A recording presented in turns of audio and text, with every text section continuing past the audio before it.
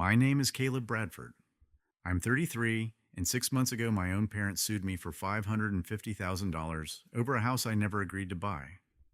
They bought my brother a four-bedroom house in the suburbs and secretly put my name on the mortgage as cosigner without ever asking me. I found out from a collections letter. When I called my mother, shaking, demanding an explanation, she said something that still echoes in my head at night.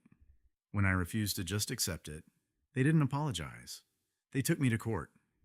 My own brother sat in that courtroom and swore under oath that I'd promised to help pay for it. But there was one thing none of them knew I had. Something I'd been saving in a folder for 3 years, waiting for the day I'd need it. Welcome back to Leo Narrations. Before I get into how this started, if any of this is already hitting close to home, go ahead and follow the channel and tell me in the comments what city you're watching from and what time it is right now. I like seeing how far these stories travel.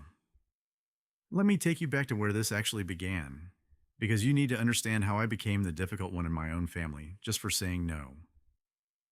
There were two boys in the Bradford house, and it was never a mystery which one my parents were prouder of.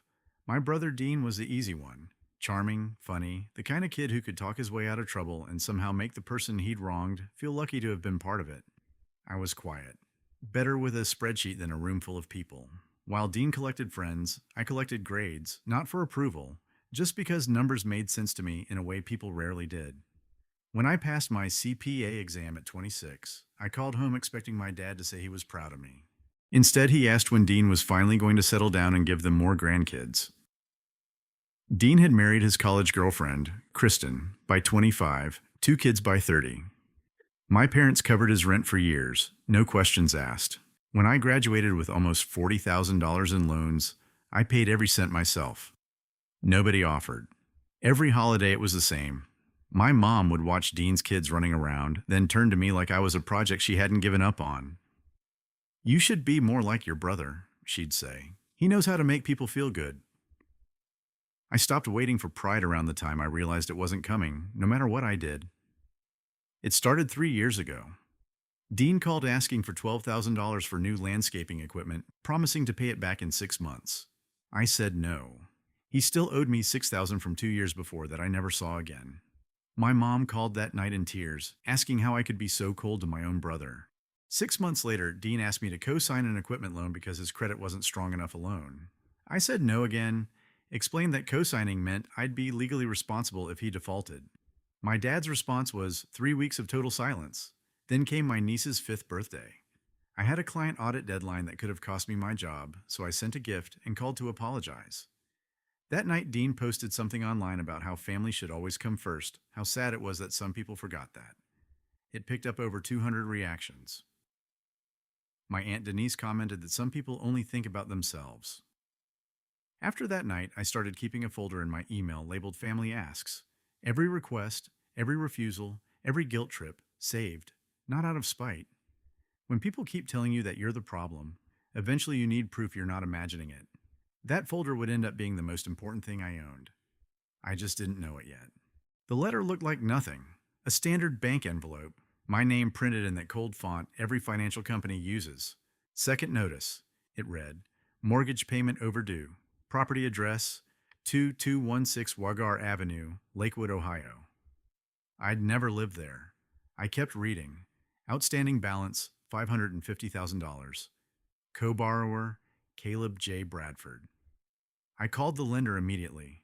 The woman on the phone was polite and completely unaware she was about to blow my week apart. "Yes, sir. You're listed as a co-borrower," she said. "The loan was opened about 15 months ago. The primary borrowers are Russell Bradford and Dean Bradford." "There's been a mistake," I told her. "I never signed anything." "Sir, I'm looking at your signature right now," she said. "The documents were notarized on October 3rd of last year." Notarized? Someone had put my name on paper, watched it happen, and stamped it as real. I pulled up my credit report while she was still on the line. There it was.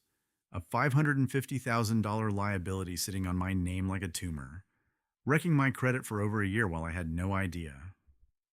The mailing address on file wasn't even mine. It was my parents' house. I hung up and just sat there, trying to make sense of what my own family had done. That night I called my mother. She picked up on the third ring, cheerful, like nothing was wrong. Caleb, what a surprise, she said. Did you put my name on Dean's mortgage? I asked. A long pause. We were going to tell you before it became a problem, she said. Careful now. Tell me what, exactly, I said, rustling. Then my dad's voice. This is what a family does for each other, Caleb, he said. Dean needed the house, and you're the one who could make the numbers work on paper. You decided that? I said, hands shaking. Without asking me. We raised you, he said. We paid for your upbringing. This is how families work. I paid off my own student loans, every dollar, I said. You covered years of Dean's rent. That's different, he snapped. My mom took the phone back, voice already wet with tears. If you actually cared about this family, you wouldn't be making this so hard on us. You forged my name on a $550,000 loan, Mom, I said. That's not hard, that's a crime. Don't be dramatic, my dad cut in. We used your name on some paperwork. It's not a crime when it's your own family. It is, I said.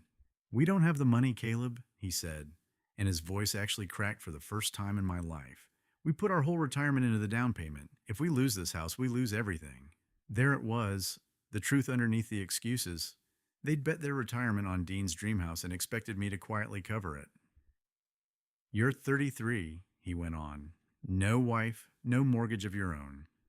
What exactly were you saving that money for? I hung up without answering. Some questions don't deserve one. I didn't sleep that night. If that loan defaulted with my name still on it, my credit would be wrecked for close to a decade, plus a real chance the bank came after me directly.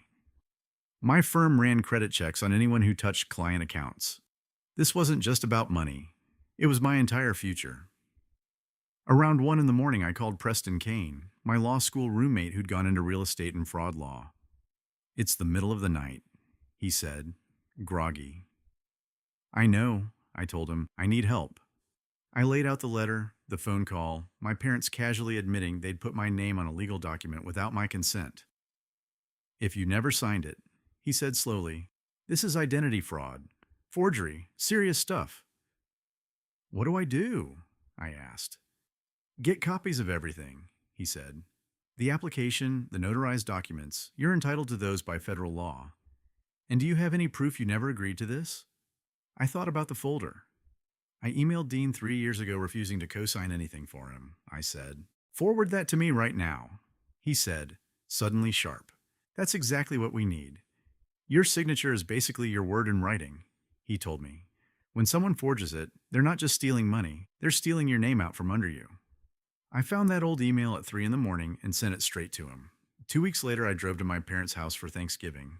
Not because I wanted to be there, but because I needed to look them in the eye when I said no. The driveway was already full of cars I didn't recognize. Inside wasn't just my mom, dad, and Dean. My Aunt Denise, Uncle Frank, Cousin Holly, relatives I hadn't seen in years. The table was set for 12. This wasn't a holiday dinner. This was an ambush. Dean stood first, arms crossed. We all know why we're here, he said. My dad nodded. Sit down, son. We need to settle this like a family. Settle what? I said, staying on my feet. I never signed anything. Your brother needs this house, my dad said. This family needs you to step up. Aunt Denise leaned in. You've always been the difficult one, Caleb. This is your chance to prove us wrong. The whole room was watching, waiting. You told us at the 4th of July cookout you'd help once we found the right place, Dean said. You stood by the grill and said you'd think about it. Then you nodded when Dad asked if that meant yes. Thinking about something isn't agreeing to it, I said. You nodded, he said, louder now. We all saw it. A nod isn't a signature, I said. It is in this family, Aunt Denise said. Then this family has a strange idea of consent, I told her. Uncle Frank muttered something about kids today having no gratitude. My mom was already crying. That soft, practiced kind she'd used on me my whole life. My dad stood so fast his chair scraped the floor, and the room went quiet. Then you're leaving us no other option, he said. No other option for what? I asked. His jaw was set, the look he got when he'd already decided and nothing would change it. You've got until December 20th, he said. Either you agree to take over the payments, or we'll see you in court.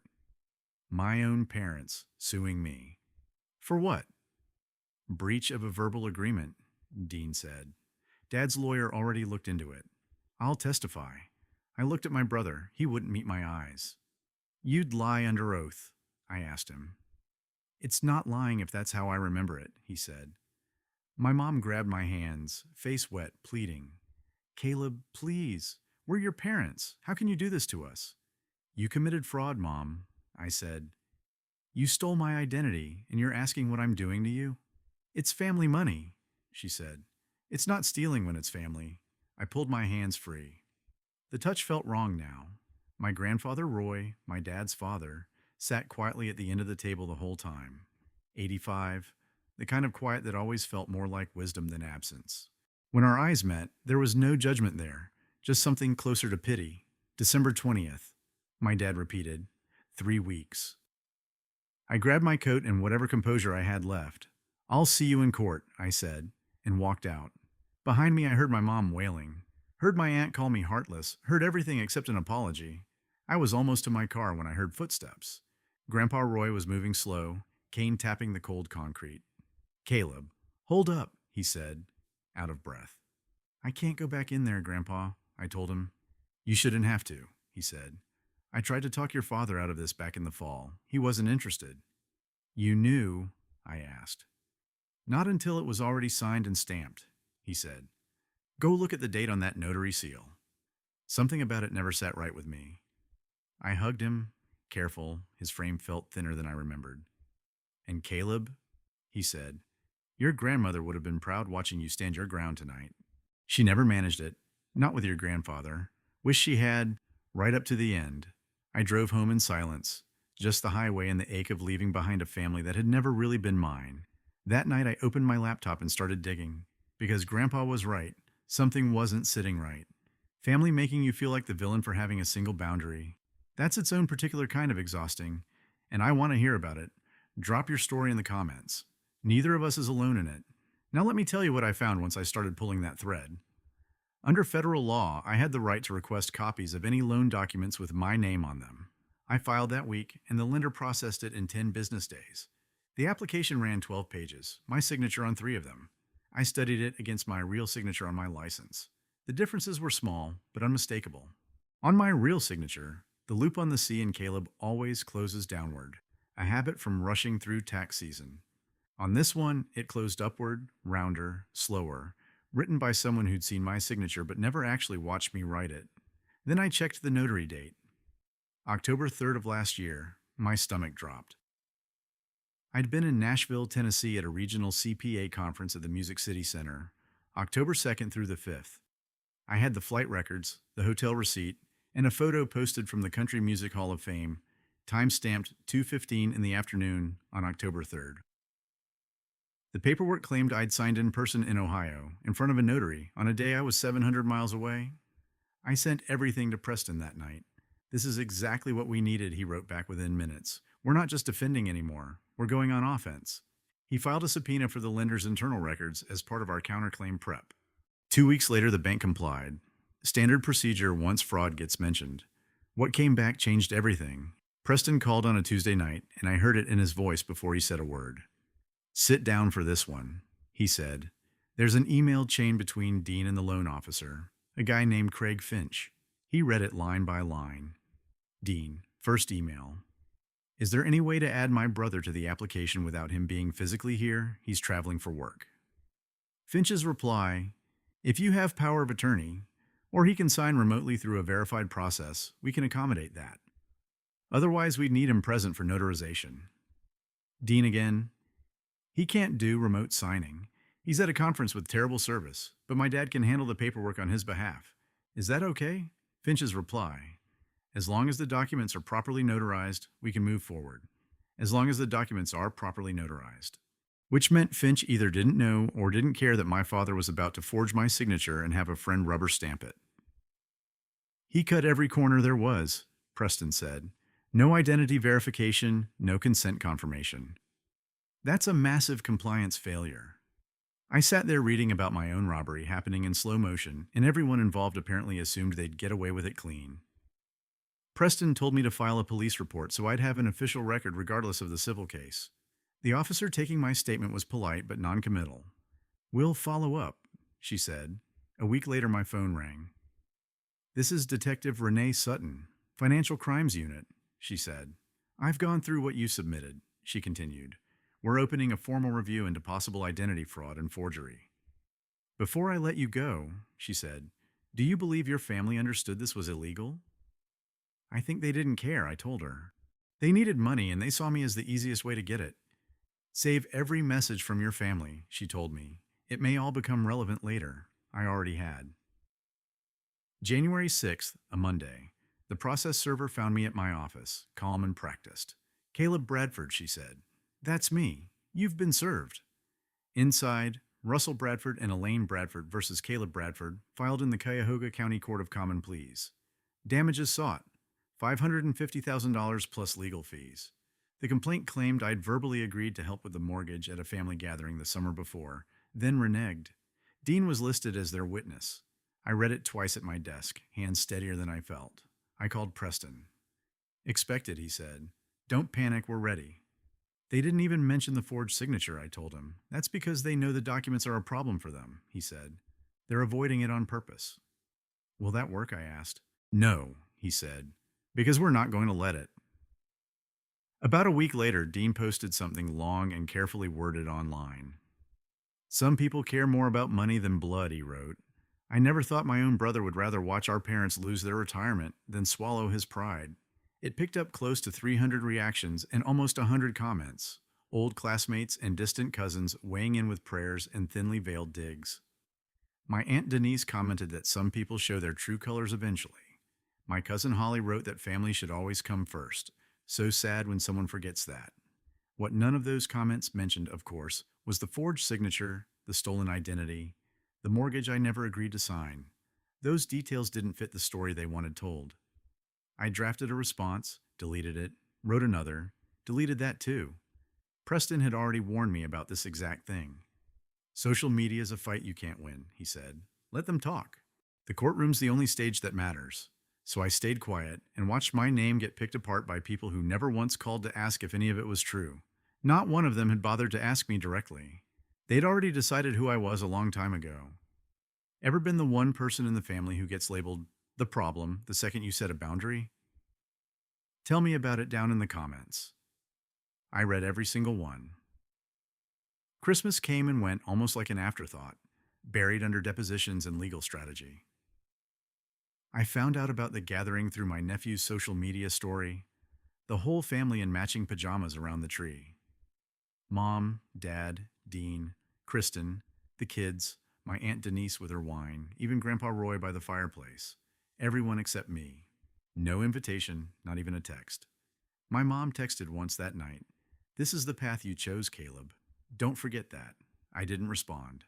I spent Christmas alone, ordered takeout, sat on my couch surrounded by case files instead of wrapping paper. Around 9, a card showed up in my mailbox, the old-fashioned way, since Grandpa Roy never touched a phone if he could help it. "I tried to stop them, Caleb." It read in his shaky handwriting. "They wouldn't listen to me." "Merry Christmas, son." I cried for the first time since this whole mess started. Not because I'd been left out. I'd already expected that. It was because one person in that family had actually seen what was happening to me and said so, even in 5 short lines on a card. The first week of March, 8:45 in the morning, Cuyahoga County Justice Center.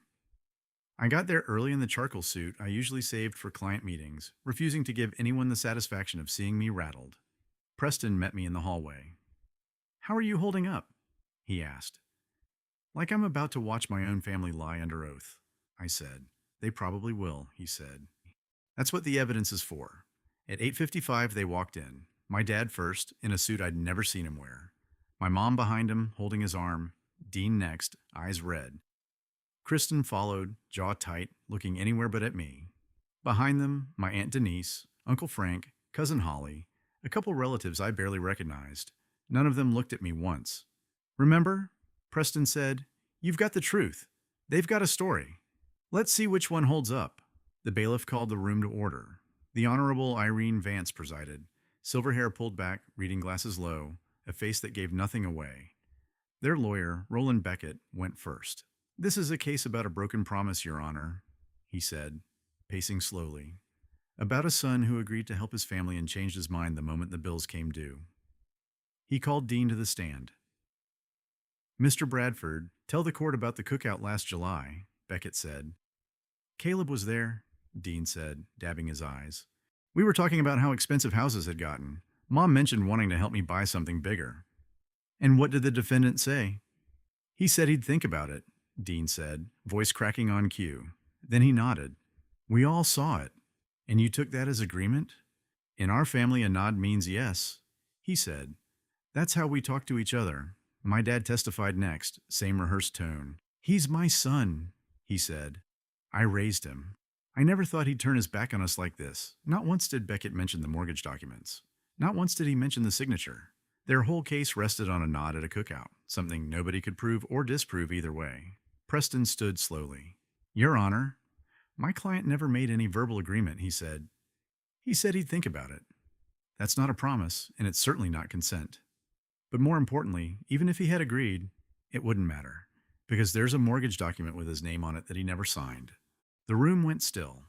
"I'd like to enter Exhibit A, the mortgage application for 2216 Wagar Avenue, listing Caleb Bradford as co-borrower.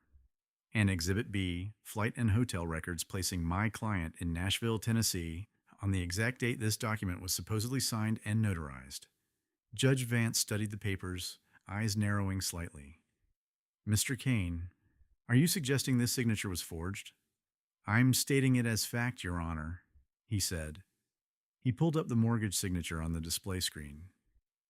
"Mr. Bradford, is this your signature?" I stood. "No, it is not," I said. "Would you sign your name for the court 3 times?" I walked up, signed my name exactly the way I always do, the C looping down. Preston set my fresh signatures beside the mortgage document. The difference was obvious even from 20 feet back. "Mr. Bradford's actual signature curves the opposite direction," Preston said. "He didn't sign this. Someone else did." I heard my aunt inhale sharply behind me. Preston reached for another folder. "Your Honor, Exhibit C, an email chain between Dean Bradford and Craig Finch, the loan officer." Beckett stood fast. "Objection? Relevance. These emails show exactly how my client's identity was added without his knowledge." Preston said. Judge Vance nodded. "I'll allow it." He read it aloud, every word landing like a verdict. Dean's request to add me without me present. Finch's reply about proper notarization. Dean's follow-up saying his dad would handle it. The gallery erupted into whispers. My aunt's hand shot to her mouth. My dad's face went from pale to red. But before Preston could even finish, Judge Vance held up a hand and reached for the loan documents herself. She flipped to the notarized signature page, studied it, then looked up, directly at my brother. "Mr. Bradford," she said, "did you personally witness your brother sign this application in front of the notary?" The room went dead silent. "No," Dean said quietly. "No, he wasn't even there." "Then who signed it?" Judge Vance asked. Dean's composure came apart right there. "I never planned this," he said, voice breaking. "Dad made me do it." My dad's mouth fell open. "Dean, that's not—" Dean cut him off, tears running now. "You told me he'd never even noticed, Dad. You said you'd handle it." Kristen, in the gallery, stared at her husband like she'd never seen him before. Judge Vance's gavel cracked down. "Order," she said. "We will have order in this courtroom." But everyone had already heard it. She set her glasses down and let the silence sit before speaking again. "I've reviewed the plaintiff's complaint," she said. "They're claiming a nod at a cookout as the basis for demanding $550,000. I've also reviewed the defense's evidence. Flight records placing the defendant in Nashville on the date this document was allegedly signed. A signature comparison showing clear discrepancies. And email correspondence between the plaintiff's own witness and a loan officer, explicitly discussing how to add the defendant's name without his presence or consent." My mom started crying. Real tears this time. "This court doesn't exist to enforce family expectations," Judge Vance continued. "It exists to enforce the law, and the law is clear. A verbal agreement, even if one existed, wouldn't obligate anyone to a $550,000 debt, especially when the documentary evidence suggests that same person's identity may have been used fraudulently. This case is dismissed, with prejudice." Her gavel came down. "And I'm referring the loan file and this correspondence to the county prosecutor's office for review of possible fraud charges." My aunt gasped. My dad gripped the table so hard his knuckles went white. Dean had his face in both hands. The word dismissed hung there, and for the first time in 6 months, I actually breathed. Preston stood back up. Preston stood. Your Honor, while the plaintiff's case is dismissed, my client has a counterclaim to raise. Judge Vance nodded. Proceed. Caleb Bradford is filing suit against Russell Bradford, Elaine Bradford, and Dean Bradford for identity fraud, forgery, and damages to his credit and professional standing, Preston said. We're requesting he be removed from all loan documents immediately, along with reimbursement for legal fees and compensation for the credit damage that put his career at risk. A compliance representative from Lakeshore Trust Mortgage stood. Your Honor, the bank will cooperate fully, she said. We're already conducting an internal review. Judge Vance made a note. The counterclaim will proceed to a formal hearing, she said. Mr. Bradford, do you have anything to add? I stood.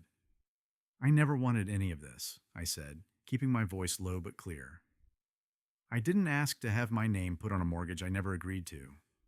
I didn't ask to be dragged into court by my own parents. You chose this instead of just telling me the truth. Remember that. I sat back down. No speech, no accusations. Just the truth, said once plainly. The bailiff called recess. We'd won, not completely. The counterclaim still had to go through, but the attack on me was over. Preston touched my shoulder. You did good in there, he said. I just told the truth. I told him. Sometimes that's the hardest part. Grandpa Roy was waiting by the window in the hallway, looking older than at Thanksgiving. When he saw me, something shifted in his face. I'm proud of you, he said. Your grandmother would be too. Thank you for the tip about the notary date, I told him. Least I could do, he said. Should have done more years ago. Behind us, fast footsteps, raised voices. Dean came through the doors, Kristen trailing him, makeup smudged. You lied to me, she said to him. You told me he'd agreed to all of it. Can you explain? He said weakly. Explain what? She snapped. I just heard you admit in open court that you helped forge your own brother's signature. I kept walking, their argument still going behind me. Preston caught up at the elevator. That went about as well as it could have, he said. My parents tried to steal from me, I said. My brother lied about me under oath, and I had to prove my own innocence in front of a judge just to make it stop. He didn't have an answer for that. Neither did I. 2 months after the hearing, the pieces fell into place. The bank finished its investigation. Craig Finch had violated multiple compliance rules, no identity verification, no consent confirmation. He was let go. The notary who'd certified my signature, a man named Wayne Kessler, my dad's golf buddy, had stamped that mortgage right in my dad's living room while I was 700 miles away. The Ohio Secretary of State revoked his license. My name came off the mortgage entirely. Application, liability, the mark on my credit, all of it erased. My credit score recovered within about 90 days. The county prosecutor ultimately declined to pursue criminal charges, first offense, family circumstances, but my dad and Dean both received formal civil penalties and warnings on their records. My counterclaim settled out of court, just under $19,000 in legal fees. It was never about the money. It was about somebody finally being held accountable.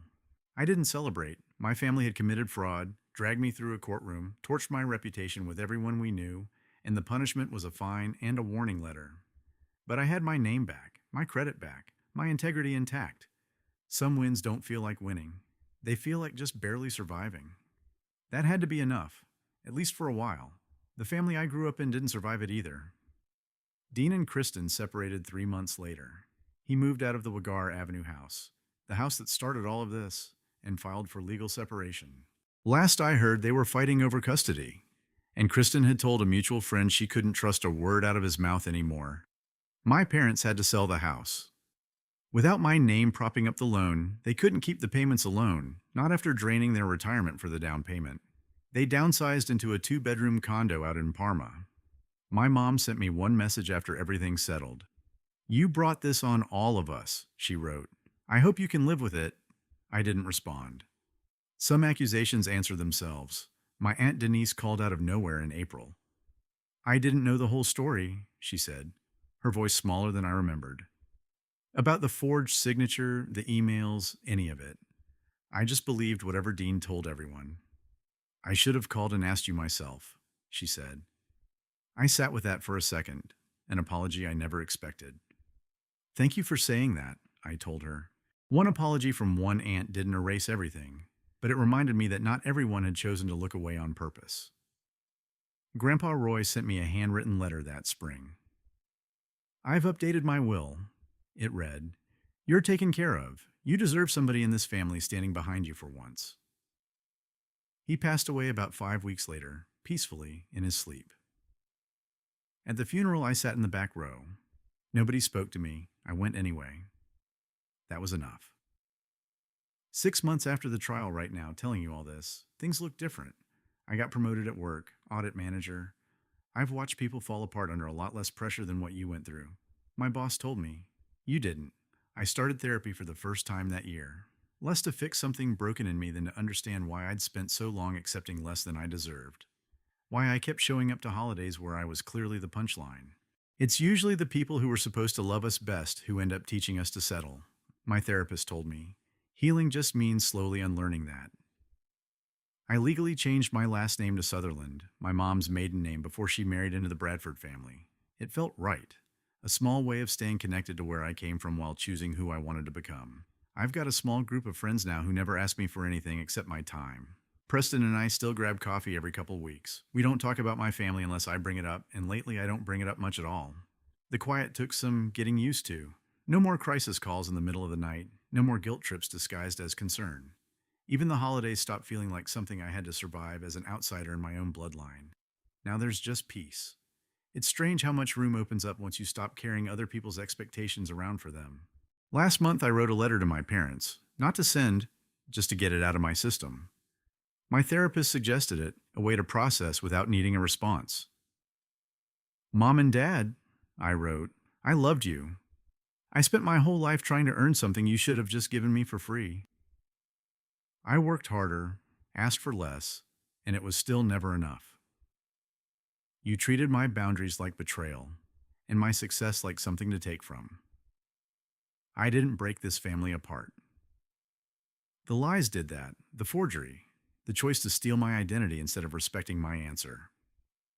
I was your son. I deserve to be asked, not used. Maybe someday I'll forgive you both. Maybe I won't.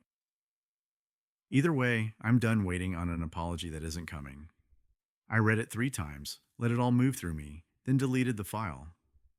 Writing it was the whole point. Closure doesn't always come from an apology. More often it comes from finally accepting you're never getting one. Today's an ordinary Saturday. Sunlight's coming through the windows, coffee on the counter, a book I've been meaning to finish, and a kind of quiet that used to feel lonely but now just feels like freedom. My phone buzzes, a text from Preston. "Coffee tomorrow. Bring your usual brutal honesty." I smile and text back. "Always." That question my dad asked me on the phone still comes back to me sometimes, the one he meant as an insult. What exactly are you saving that money for anyway? I've got an answer for him now, even if he'll never hear it.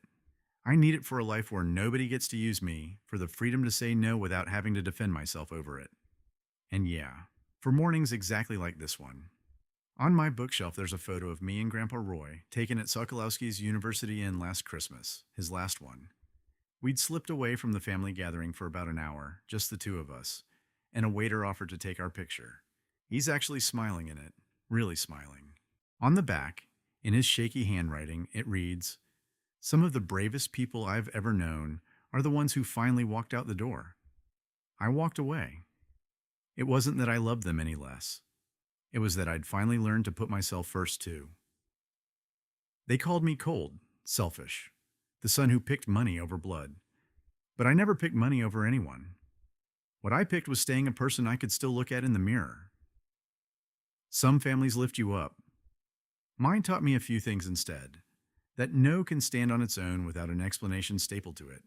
That a folder full of saved emails is just a person learning to protect himself, and that blood doesn't automatically make somebody trustworthy. The people you actually choose usually do more of that work anyway. Preston handled the legal side of that win. The part where I had to believe I was worth defending in the first place, I'd already done on my own, long before he ever got involved. If any part of this hit close to home, if you've ever had to fight for your own boundaries against people who were supposed to protect you instead, I see you, and you're not alone in it. Drop your story in the comments. I read every one that comes through. And if you want another one of these, there's a story linked below about a man whose own wife tried to sign away his half of their house without ever telling him. Trust me, that ending might surprise you even more than this one did. Thanks for sticking with me all the way to the end. Here,